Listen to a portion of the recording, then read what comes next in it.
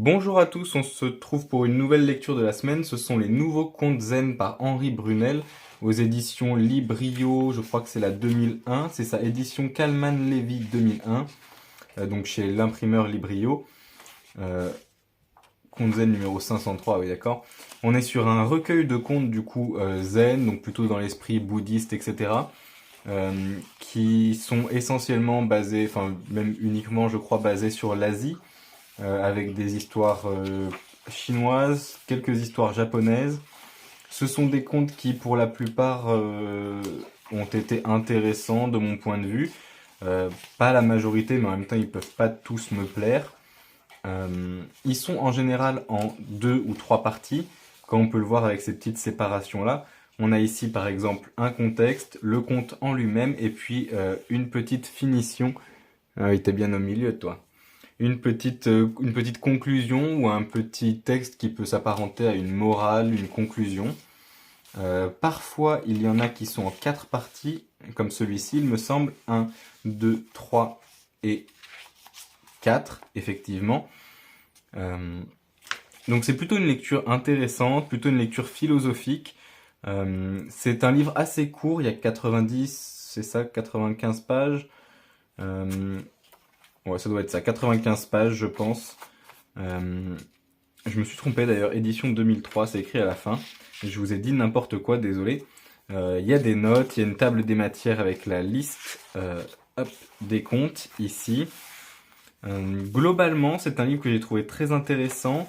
Petite chose qui m'a étonné, notamment sur une histoire japonaise, c'est que l'héroïne qui se veut être une moine japonaise euh, n'a pas un prénom japonais, ce qui pour un conte plutôt ancien me paraît étonnant. Euh, Ce qui me fait me poser la question de est-ce que ce sont de vrais contes ou est-ce que l'auteur a créé ces contes, dans le sens où est-ce que ce sont des contes existants qu'il a simplement réécrits sous forme de ce livre-là, ou est-ce que c'est des contes qu'il a créés lui-même. C'est une grande question. Je serais pas mal déçu que ce soit des contes qu'il ait créés lui-même et ce nom qui n'est pas japonais me pose vraiment un gros doute. Laisse-la. Me donne vraiment un très très gros doute. Autrement, c'est une lecture que je conseillerais, qui est assez simple, comme on peut le voir, c'est écrit gros, qui est un livre assez intéressant. Ça reste des petites nouvelles, des petites brèves, donc c'est possible d'en lire une par jour, deux par jour, de s'arrêter sans être coupé en cours d'histoire, si vous manquez de temps notamment. C'est un livre que je recommanderais, je pense, à savoir, celui-ci ne m'a rien coûté, et j'en ai un autre de Librio qui est à peu près de la même époque, qui coûtait, enfin, oui c'est ça, à peu près de la même époque, qui était à 10 francs. Donc j'ose espérer qu'il n'était pas très cher, ce livre-là. En l'occurrence, celui-ci, on me l'a donné, mais je pense que c'est le genre de livre que vous pouvez avoir d'occasion pour quelques euros presque symboliques. Et dans ce cas-là, je vous les recommanderais. Autrement, je pense que j'y mettrais quand même pas plus de 5 ou 10 euros. Je l'ai lu une fois, je suis pas sûr de le relire une seconde fois. Euh, voilà, tout simplement. Est-ce que j'ai d'autres choses à dire dessus? Pas énormément.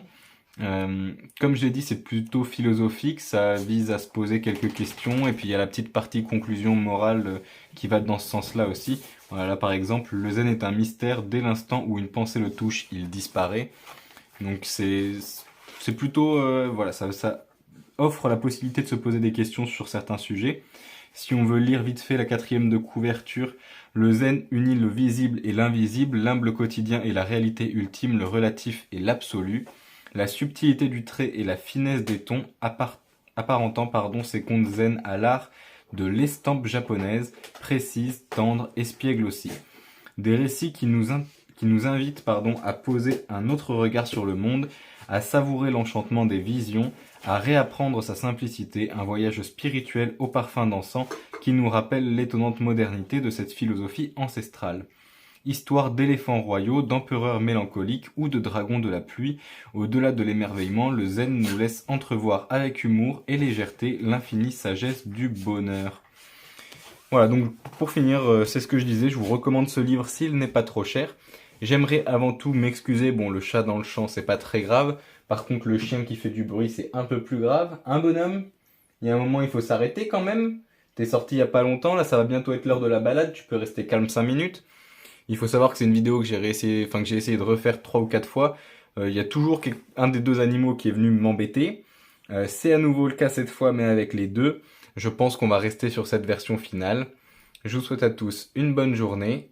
Les animaux ont l'air contents, je pense qu'ils vous souhaitent aussi la bonne journée. Salut à tous!